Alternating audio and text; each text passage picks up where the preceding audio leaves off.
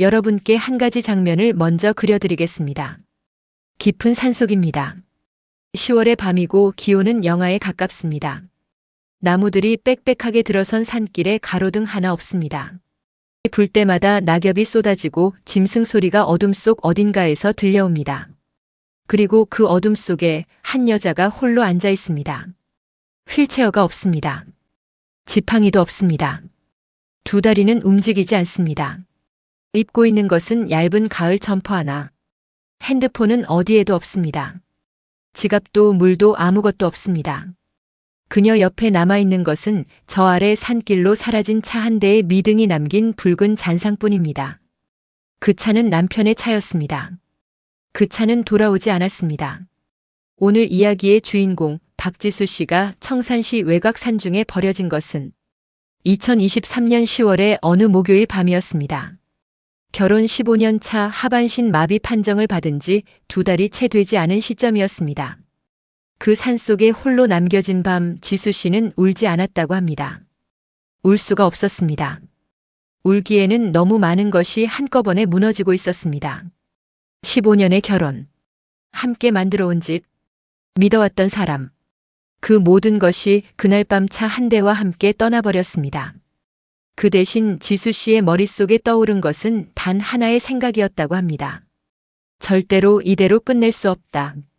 오늘 여러분께 들려드릴 이야기는 하반신이 마비된 한 여자가 자신을 산속에 버린 남편의 모든 것을 세상 앞에 드러내기까지의 이야기입니다.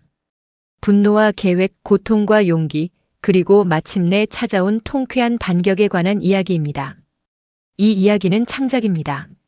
하지만 이 감정만큼은 어디선가 실제로 살아 숨쉬고 있을 누군가의 것입니다. 지수 씨가 산속에 버려지기까지 어떤 일이 있었는지 이제부터 처음으로 돌아가겠습니다.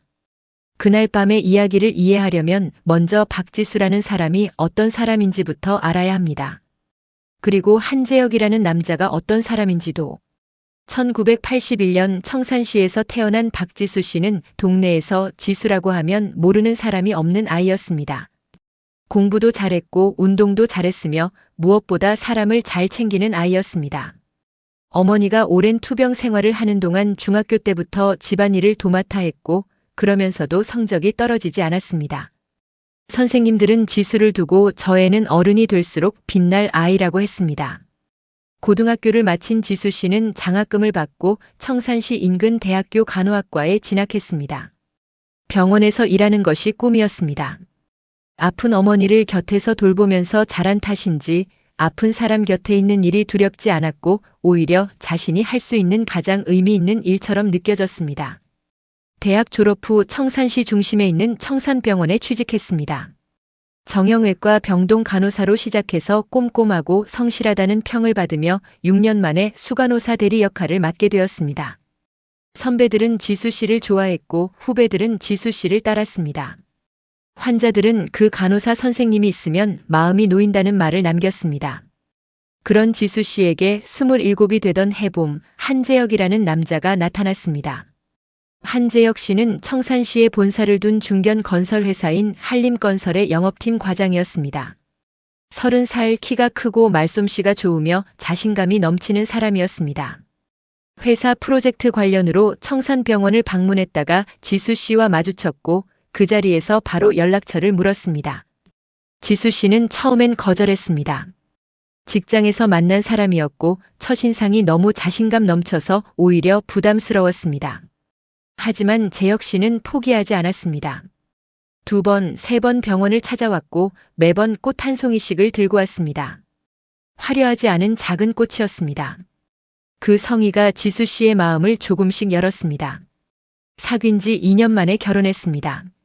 지수 씨가 29이었고 재혁 씨가 32살이었습니다. 결혼식은 소박하지만 따뜻했습니다. 지수 씨의 어머니가 딸의 손을 잡고 많이 우셨습니다. 잘 살아야 해, 지수야. 그 사람 잘생겼더라. 어머니는 그 말을 남기고 1년 후 세상을 떠나셨습니다. 지수 씨는 어머니가 떠난 후 결혼 생활에 더 많은 것을 걸었습니다. 어머니가 없는 자리, 그 빈자리를 채워주는 것이 가정이라고 생각했습니다. 그래서 더 열심히 집을 꾸렸습니다. 재혁 씨의 뒷바라지를 했습니다. 남편이 영업 특성상 야근과 회식이 잦았지만 불평하지 않았습니다. 대신 새벽에 들어오는 남편을 위해 식사를 준비해 두었습니다. 그게 지수 씨였습니다. 믿었기 때문에 의심하지 않았습니다. 사랑했기 때문에 기다렸습니다. 그리고 그 믿음과 사랑이 나중에 그녀에게 가장 깊은 상처가 되었습니다. 결혼 생활이 흔들리기 시작한 것은 결혼 5년 차였습니다. 지수 씨는 그때를 이렇게 표현했습니다. 처음엔 계절이 바뀌듯 조용히 달라졌다고. 큰 싸움이 있었던 것도 아니고 결정적인 사건이 있었던 것도 아니었습니다. 그냥 재혁 씨가 조금씩 멀어졌습니다. 퇴근 시간이 늦어졌습니다. 주말에 함께하는 시간이 줄었습니다. 지수 씨가 무슨 이야기를 꺼내도 핸드폰을 들여다보며 응 하고 넘겼습니다. 침대 위에서 두 사람 사이의 거리가 조금씩 벌어졌습니다. 지수 씨는 그 변화를 느끼면서도 자신을 탓했습니다. 자신이 더 재미있는 사람이 되어야 하는 것 아닐까? 더 예쁘게 꾸며야 하는 것 아닐까? 집안을 더 잘 꾸려야 하는 것 아닐까? 그래서 더 노력했습니다. 퇴근 후 요리를 배웠습니다. 주말마다 외식을 제안했습니다. 남편이 좋아하는 취미에 맞춰 드라이브 코스를 찾아봤습니다. 재혁 씨는 그 노력을 당연하게 받아들였습니다. 결혼 8년 차 되던 해 지수 씨는 처음으로 이름 하나를 듣게 됩니다. 재혁 씨의 핸드폰에 반복적으로 뜨는 이름이었습니다. 오미나. 재혁 씨 회사의 신입 직원이라고 했습니다. 지수 씨가 넌지시 물었을 때 재혁 씨는 담담하게 후배라고 했습니다. 지수 씨는 그 말을 믿었습니다. 믿고 싶었기 때문입니다. 하지만 시간이 지나면서 의심은 사라지지 않았습니다. 오미나라는 이름이 너무 자주 등장했습니다. 재혁 씨의 입에서도 핸드폰에서도. 그리고 어느 날 지수 씨는 재혁 씨의 차 조수석에서 여자 향수 냄새를 맡았습니다. 자신이 쓰지 않는 향수였습니다. 그날 지수 씨는 아무 말도 하지 않았습니다. 밤새 생각했습니다. 따져 물으면 부인할 것이 뻔했고 증거 없이 싸우면 오히려 자신이 몰아붙이는 사람이 될 것 같았습니다. 무엇보다 지수 씨는 두려웠습니다. 확인하는 순간 모든 것이 무너질 것 같아서. 그래서 지수 씨는 모른 척했습니다. 그것이 지수 씨가 15년 동안 저지른 가장 큰 실수였는지도 모릅니다. 재혁 씨의 이중 생활은 그 이후로도 계속되었습니다. 지수 씨가 눈을 감는 동안 재혁 씨는 더 대담해졌습니다. 지수 씨가 야근하는 날이면 오미나 씨를 집 근처 호텔로 불렀습니다. 회사 출장을 핑계로 이틀씩 사라지기도 했습니다. 그리고 결혼 12년 차 지수 씨가 전혀 알지 못하는 사이에 재혁 한 가지를 더 진행하고 있었습니다. 오미나 씨와의 관계는 단순한 외도가 아니었습니다. 재혁 씨는 오미나 씨에게 이미 결혼을 약속했습니다. 그것도 3년 전에. 지수 씨와 이혼하고 재혼하겠다는 약속을 오미나 씨에게 해온 것이었습니다. 그 사실을 지수 씨가 알게 된 것은 훨씬 나중의 일입니다. 결혼 15년 차가 되던 해여름 지수 씨는 교통사고를 당했습니다. 병원 출퇴근길에 신호 대기 중이던 차가 뒤에서 추돌당했습니다. 충격이 심했습니다. 척추에 손상이 왔고 수술이 이어졌습니다. 그리고 2달 후 의사가 결론을 내렸습니다. 하반신 마비, 회복 가능성 희박. 그 말을 들은 재혁 씨의 표정을 지수 씨는 지금도 기억한다고 합니다. 슬픔이 없었습니다. 걱정도 없었습니다. 그 얼굴에 있던 것은 아주 잠깐, 오직 한순간만 스쳐 지나간 계산하는 눈빛이었습니다. 그 눈빛을 본 순간 지수 씨는 처음으로 등이 서늘해졌습니다. 하반신 마비라는 말을 처음 들었을 때 지수 씨는 간호사였습니다. 간호사로 20년 가까이 일하면서 마비 판정을 받은 환자들을 수없이 곁에서 봐왔습니다. 그들의 눈물을 닦아줬고 그들이 처음으로 휠체어에 앉는 것을 도왔으며 재활을 포기하려는 환자 곁에 앉아 손을 잡아줬습니다. 그 고통이 어떤 것인지 누구보다 가까이에서 알았습니다. 하지만 막상 그 말이 자신을 향해 있을 때 아는 것과 경험하는 것은 전혀 다른 세계였습니다. 수술실에서 깨어났을 때 처음 시도한 것은 발가락을 움직이는 것이었습니다. 눈을 감고 집중하고 신호를 보냈습니다. 하지만 아무것도 느껴지지 않았습니다. 다시 시도했습니다. 또 아무것도 없었습니다. 마치 하반신이 자신의 몸이 아닌 것처럼, 어디에도 연결되지 않은 것처럼. 그 순간의 공허함을 지수 씨는 말로 표현하기 어렵다고 했습니다. 아프지도 않았습니다. 그냥 없었습니다. 있어야 할 것이 없는 느낌. 그것이 오히려 더 무서웠습니다. 재활이 시작되었습니다. 전동 휠체어가 들어왔습니다. 처음 그것을 탔을 때 지수 씨는 자신이 환자들에게 했던 말을 떠올렸습니다. 천천히 가요. 괜찮아요. 할 수 있어요. 그 말들이 지금 자신에게 필요한 말이 되었습니다. 하지만 정작 그 말을 해줄 사람이 없었습니다. 재혁 씨는 처음 며칠간 병원에 왔습니다. 병문안 꽃을 들고 바깥에서 가져온 음식을 두고 적당한 시간이 되면 자리에서 일어났습니다. 오래 있지 않았습니다. 대화도 길지 않았습니다. 지수 씨가 무언가를 이야기하면 재혁 씨는 힘내 또는 천천히 하면 되라는 짧은 말로 끝냈습니다. 그 말들은 위로가 되지 않았습니다. 말의 내용 때문이 아니라 그 말을 하는 사람의 눈이 다른 곳을 보고 있었기 때문입니다. 퇴원 후 집에 돌아온 지수 씨를 맞이한 것은 차갑게 정리된 거실이었습니다. 재혁 씨가 집을 개조했다고 했습니다. 문턱을 없애고 화장실 손잡이를 달고. 하지만 그 개조가 지수 씨를 위한 것이 아니라는 느낌이 들었습니다. 마치 오래 있지 않을 사람을 위해 최소한의 조건만 갖춰놓은 것처럼. 이 집에서 자신이 오래 살지 않을 것이라는 직감이 처음으로 들었습니다. 그 직감은 2달 후 산속에서 사실이 되었습니다. 퇴원 후 2달 동안 재혁 씨의 행동은 조금씩 달라졌습니다. 집에 늦게 들어오기 시작했습니다. 예전에는 그래도 새벽엔 들어왔는데 이제는 아예 외박을 하는 날이 생겼습니다. 출장이라고 했습니다. 하지만 지수 씨는 알았습니다.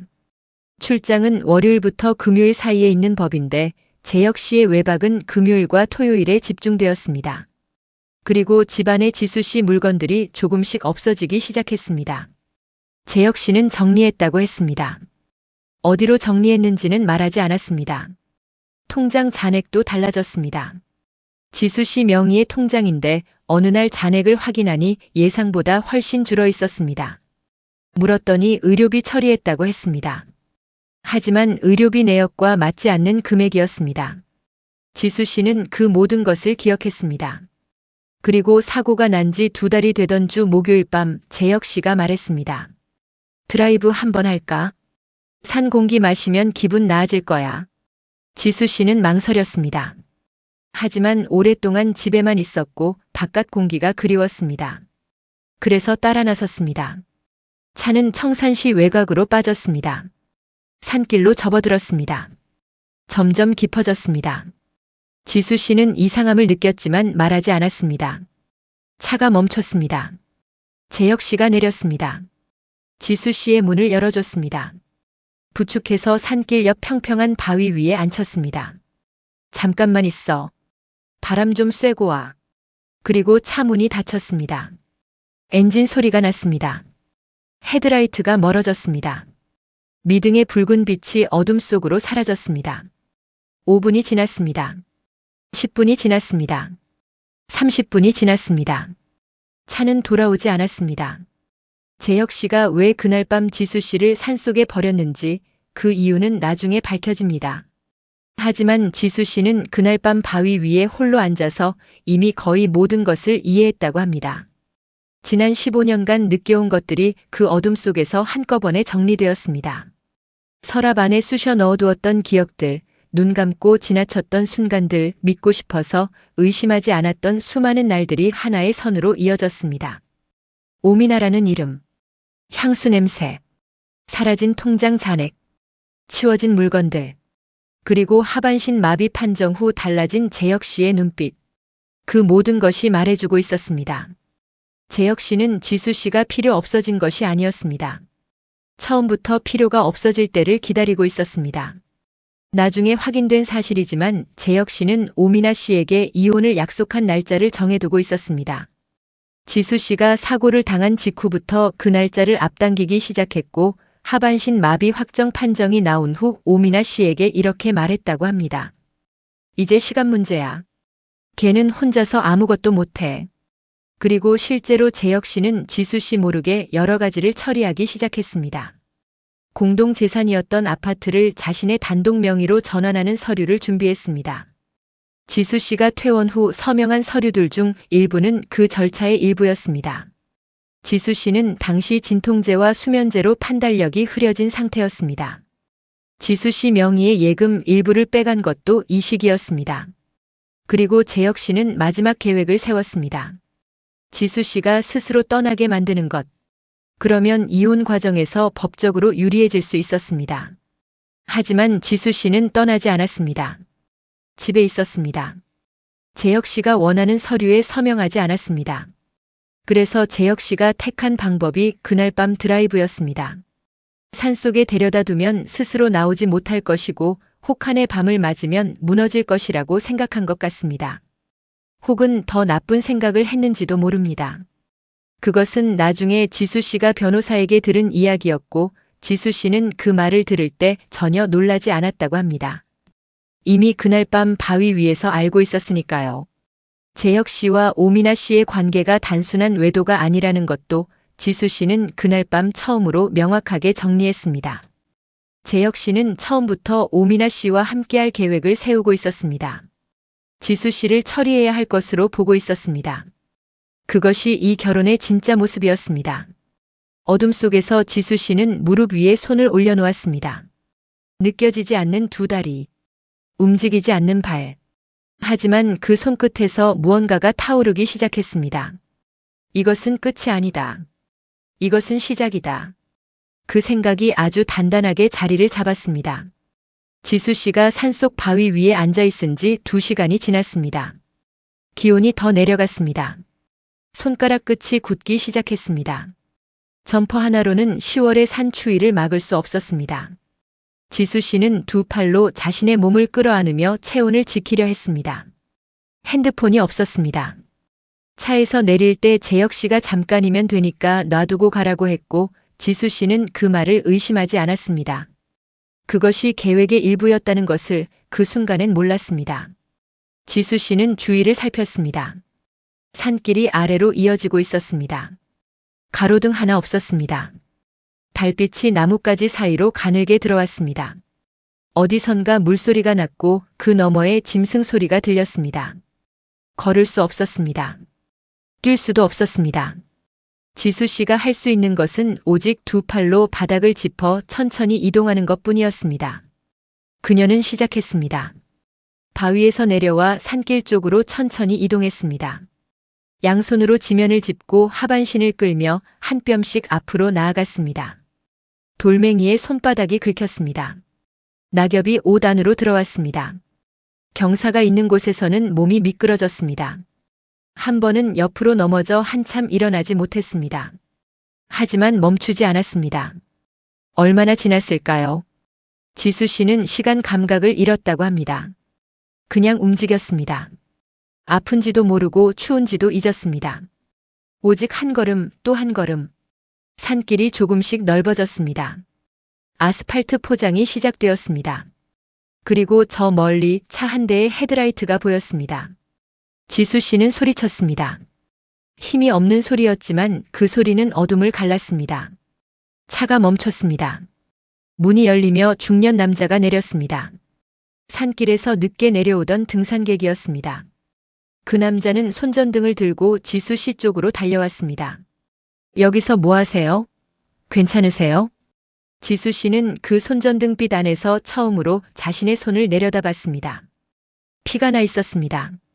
손바닥이 온통 긁혀 있었습니다. 괜찮아요. 전화 좀 빌려주세요. 그 말이 나왔을 때 지수 씨는 자신이 생각보다 훨씬 담담하다는 것을 느꼈습니다. 울지 않았습니다. 부들부들 떨리는 입술을 꽉 다물었습니다. 그리고 전화기를 받았습니다. 누른 번호는 재혁 씨가 아니었습니다. 오래된 친구의 번호였습니다. 정은혜. 정은혜 씨의 등장이 지수 씨의 반격에 결정적인 역할을 하게 됩니다. 그 이야기 지금 바로 이어집니다. 구조 그리고 홀로 서기. 정은혜 씨는 지수 씨와 대학 동기였습니다. 같은 간호학과를 나온 두 사람은 졸업 후 각자의 병원으로 흩어졌지만 15년 넘게 연락을 유지했습니다. 지수 씨가 교통사고로 입원했을 때 가장 먼저 달려온 사람도 은혜 씨였습니다. 재혁 씨가 병문안을 줄여가던 시기 매주 빠지지 않고 병원을 찾아온 것도 은혜 씨였습니다. 은혜 씨는 재혁 씨를 처음부터 좋아하지 않았습니다. 뭔가 있어 보이는 척하는데 실속이 없다는 것을 직감적으로 느꼈습니다. 하지만 지수 씨가 좋아하는 사람이었기 때문에 말하지 않았습니다. 그리고 지수 씨가 사고를 당한 후 재혁 씨의 행동을 보면서 그 직감이 사실임을 확신했습니다. 그날 밤 지수 씨에게 전화를 받은 은혜 씨는 상황을 들으며 한마디도 흔들리지 않았습니다. 위치 알아? 지금 당장 갈게. 40분 후 은혜 씨의 차가 산길 입구에 도착했습니다. 등산객의 도움으로 차에 탄 지수 씨를 확인한 은혜 씨는 잠시 말이 없었습니다. 긁힌 손바닥, 흙 묻은 옷, 그리고 놀랍도록 차분한 지수 씨의 표정. 은혜 씨가 운전석에 앉으며 물었습니다. 어디 갈까? 병원? 지수 씨가 대답했습니다. 아니, 내 집으로 가. 은혜 씨는 고개를 끄덕이고 차를 출발시켰습니다. 더 묻지 않았습니다. 그 눈빛을 보고 지수 씨가 지금 무너지는 것이 아니라 무언가를 준비하고 있다는 것을 느꼈기 때문입니다. 은혜 씨의 집에 도착한 지수 씨는 손 상처를 치료한 후 식탁에 앉았습니다. 그리고 처음으로 입을 열었습니다. 들은 은혜 씨의 얼굴이 시간이 지날수록 굳어졌습니다. 재혁 씨의 외도 오미나라는 이름, 사라진 통장 잔액, 치워진 물건들, 그리고 그날 밤 산속. 은혜 씨가 주먹을 쥐었습니다. 이 형사한테 신고해야 해. 지수 씨가 고개를 저었습니다. 신고보다 먼저 해야 할 게 있어. 은혜 씨가 눈을 들었습니다. 증거. 나한테는 지금 증거가 없어. 그리고 단순히 신고로 끝낼 게 아니야. 저 사람이 한 모든 것을 세상이 알아야 해. 그 말에 은혜 씨는 잠시 지수 씨를 바라봤습니다. 그리고 조용히 대답했습니다.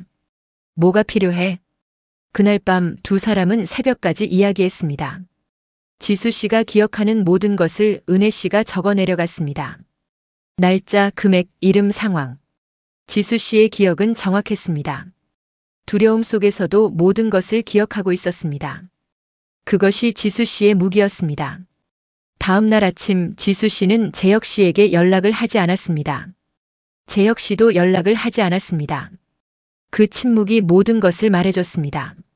지수 씨는 은혜 씨의 집에 머물기로 했습니다. 집으로 돌아가지 않았습니다. 재혁 씨가 자신을 찾고 있는지조차 확인하지 않았습니다. 대신 인터넷 검색을 시작했습니다. 가정법 전문 변호사, 시사 고발 프로그램, 위장 결혼과 재산 편취의 법적 처벌 기준. 지수 씨의 손가락이 빠르게 움직였습니다. 반격이 시작되었습니다. 오미나 씨의 SNS 계정은 비공개가 아니었습니다. 프로필 사진은 환하게 웃는 여자의 얼굴이었고 올라온 게시물은 여행 사진, 음식 사진, 그리고 가끔 등장하는 커플 사진들이었습니다. 커플 사진에는 남자 얼굴이 나오지 않았습니다. 항상 뒷모습이거나 손만 나오거나 의도적으로 잘린 구도였습니다. 하지만 배경은 잘리지 않았습니다. 은혜 씨는 그 배경들을 하나씩 살폈습니다.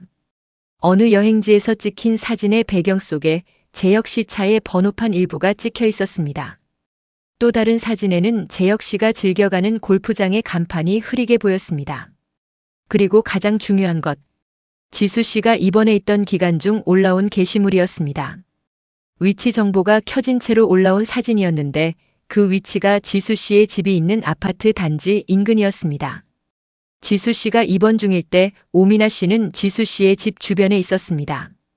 그 사실이 의미하는 것을 지수 씨는 즉시 이해했습니다. 재혁 씨는 지수 씨가 입원해 있는 동안 집에 오미나 씨를 데려온 것입니다. 지수 씨는 그 화면을 오래 들여다봤습니다. 분노가 올라왔습니다. 하지만 지수 씨는 그 분노를 바깥으로 내보내지 않았습니다. 안으로 더 깊이 가져갔습니다. 연료처럼. 그 분노가 계획을 더 치밀하게 만들었습니다. 지수 씨가 두 번째로 접촉한 곳은 시사 고발 방송국이었습니다. 정확히는 청산방송 시사팀의 고발 프로그램이었습니다.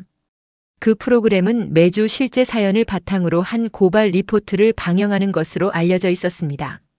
제보 이메일과 전화번호가 공개되어 있었습니다. 지수 씨는 이메일을 썼습니다. 처음에는 짧게 개요만 담아서 보냈습니다. 하반신 마비 환자를 산속에 유기한 남편. 15년간의 외도. 위장 결혼 약속과 재산 편취. 내용은 간결했지만 담긴 사실의 무게는 가벼울 수 없었습니다. 사흘 후 답장이 왔습니다. 보낸 사람은 청산방송 시사팀 김태호 PD였습니다. 제보 내용 검토했습니다. 구체적인 내용을 직접 말씀 주실 수 있을까요? 지수 씨는 그 메일을 읽으며 처음으로 작은 웃음을 지었습니다. 문이 열리기 시작했습니다. 김태호 PD와의 첫 만남은 카페에서 이루어졌습니다. 은혜 씨가 동석했습니다. 김 PD는 젊어 보였지만 질문이 날카로웠습니다. 감정적으로 흘러가지 않도록 팩트 중심으로 물었습니다. 산속 유기를 증명할 수 있는 물증이 있나요? 등산객이 있어요. 저를 구조한 분. 연락처를 받아뒀어요. 외도를 입증할 직접 증거는요? 현재 수집 중입니다. SNS 캡처 위치 정보가 담긴 게시물, 그리고 남편 차량 번호가 일부 찍힌 사진이 있어요. 재산 편취는요? 통장 이체 내역과 변호사를 통해 요청한 금융기관 자료 대기 중입니다. 아파트 등기 관련 서류도 확보했어요. 김 PD가 잠시 메모를 하다가 고개를 들었습니다. 위장 결혼 약속, 그게 핵심이 될 것 같습니다. 오미나 씨에게 했다는 이혼 후 재혼 약속, 그게 증거로 나오면 단순 불륜이 아니라 체계적인 사기 혼인이 됩니다. 지수 씨가 고개를 끄덕였습니다. 그 부분은 오미나 씨 본인한테 접근해야 할 것 같습니다. 김 PD가 눈을 들었습니다. 어떻게요? 지수 씨가 조용히 대답했습니다. 오미나 씨도 피해자일 수 있어요. 재혁 씨한테 이용당한. 그 말에 김 PD가 잠시 생각하는 표정을 지었습니다. 그리고 천천히 고개를 끄덕였습니다. 오미나 씨에게 처음 연락을 한 것은 은혜 씨였습니다. 지수 씨가 직접 하지 않은 데는 이유가 있었습니다. 지수 씨가 먼저 접근하면 오미나 씨가 경계할 것이 뻔했습니다.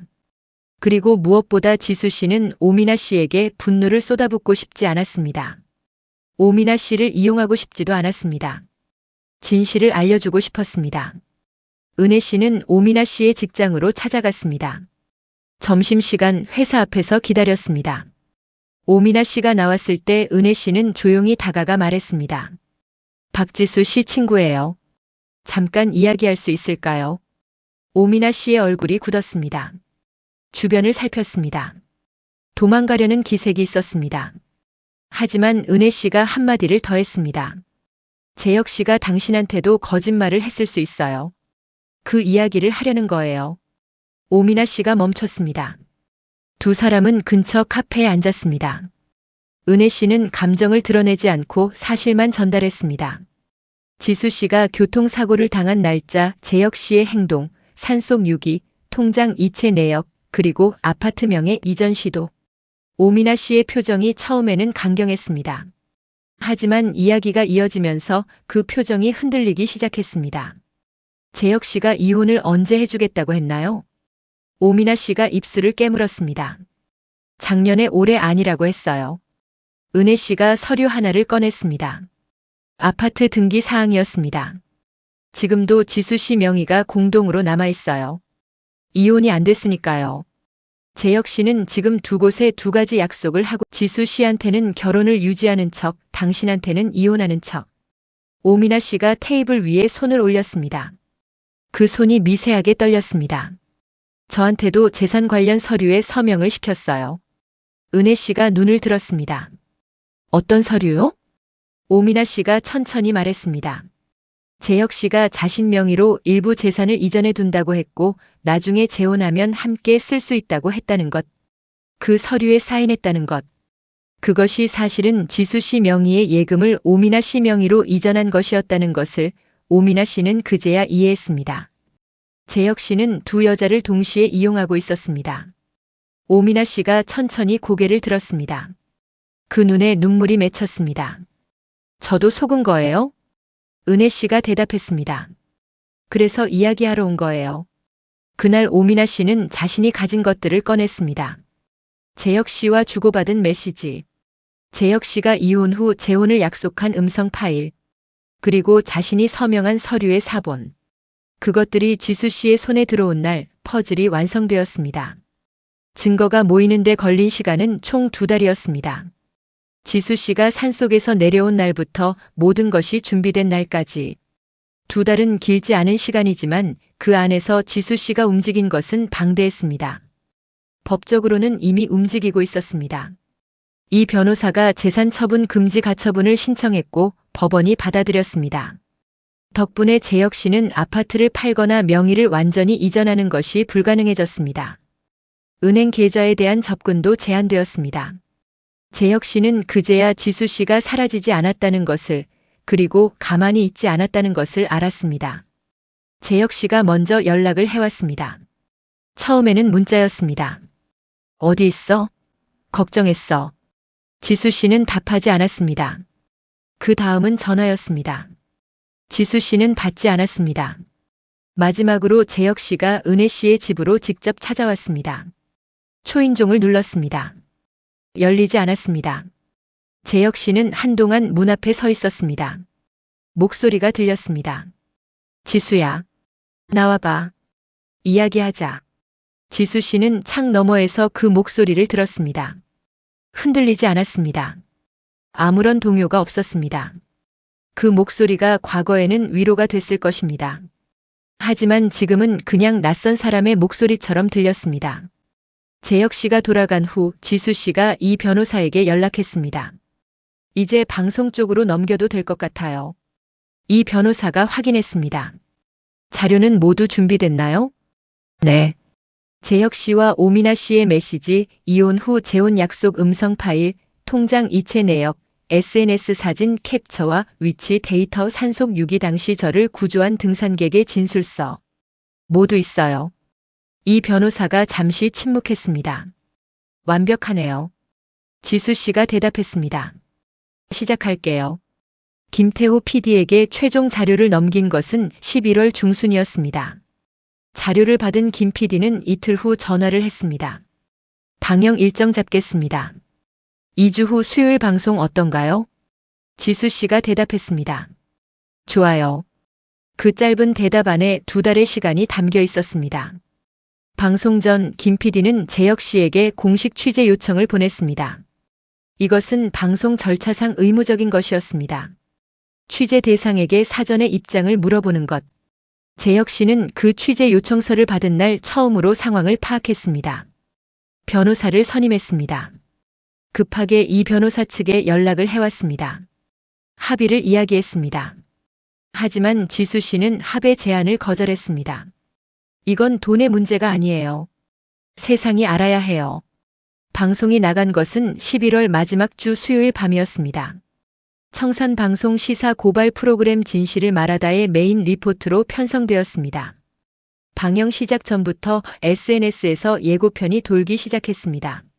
섭네일에는 단 2줄이 적혀 있었습니다. 하반신 마비 아내를 산속에 버린 남편.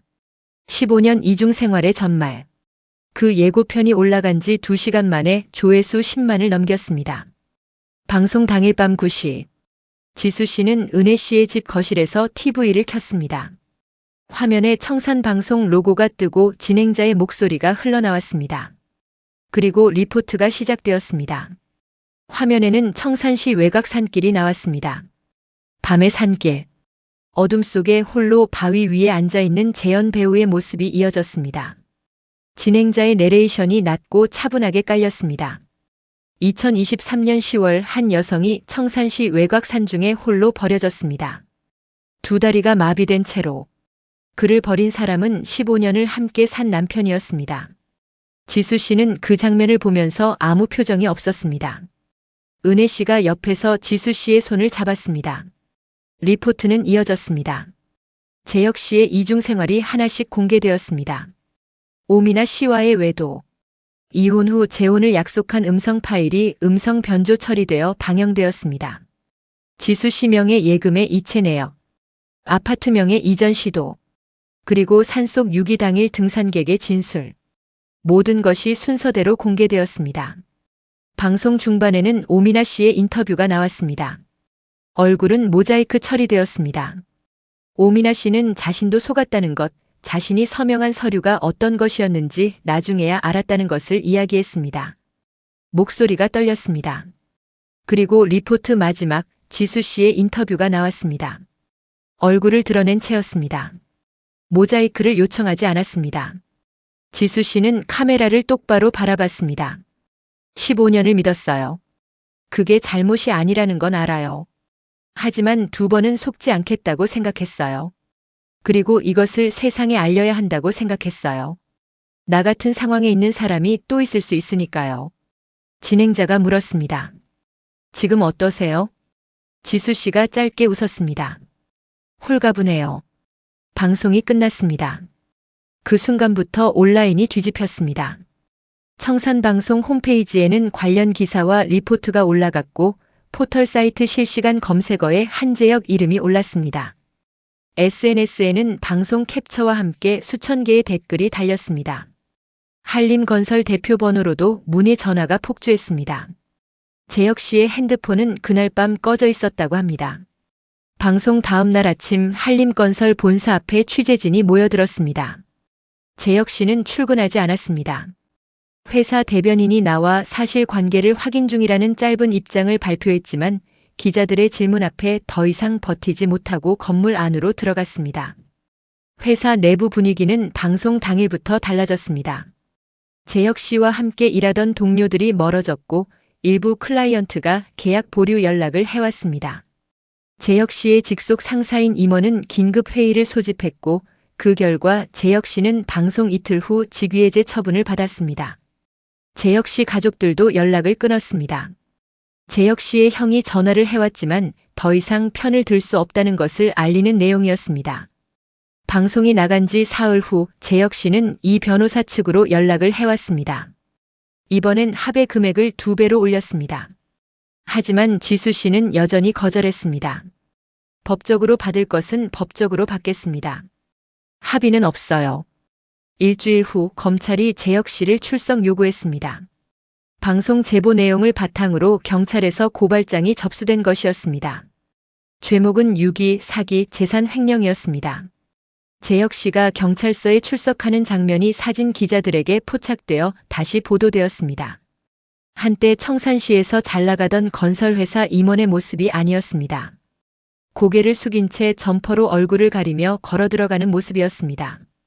오미나 씨는 피해자 지위를 인정받아 조사에서 협조 대상으로 분류되었습니다. 자신이 서명한 서류의 내용을 몰랐다는 진술이 받아들여졌고 재혁 씨에게 소가 공범처럼 이용당한 정황이 인정되었습니다. 나중에 밝혀진 사실이지만 재혁 씨는 오미나 씨에게도 자신이 운영하는 별도의 투자 명목으로 수천만 원을 받아간 것이 확인되었습니다. 오미나 씨 역시 피해자였던 것이었습니다.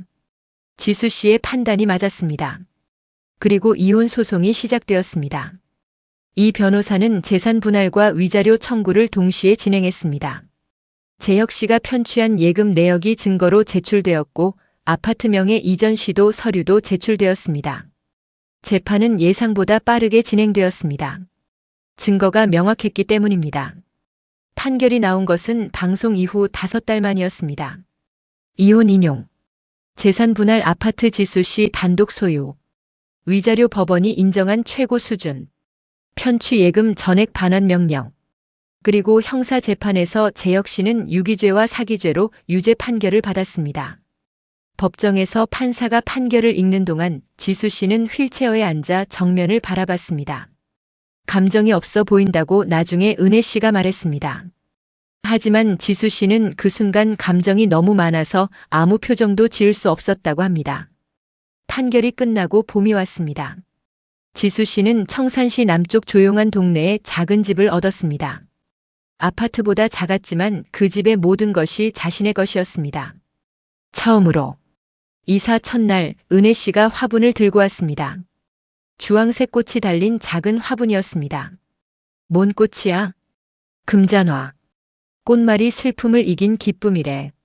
지수 씨가 화분을 받아 창가에 올려놓았습니다. 그 꽃이 창밖 봄 햇살 아래 환하게 빛났습니다. 지수 씨는 이사를 마친 후 오랫동안 접어두었던 일을 다시 꺼냈습니다.